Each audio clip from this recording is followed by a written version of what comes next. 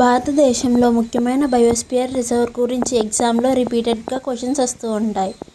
So ఇప్పుడు biosphere reserve గురించి కొన్ని క్వశ్చన్స్ చూద్దాం. నీలగిరి బయోస్పియర్ రిజర్వ్ ఏ రాష్ట్రాల్లో విస్తరించి ఉంది? సరైన సమాధానం చూస్తే తమిళనాడు, కేరళ, కర్ణాటక.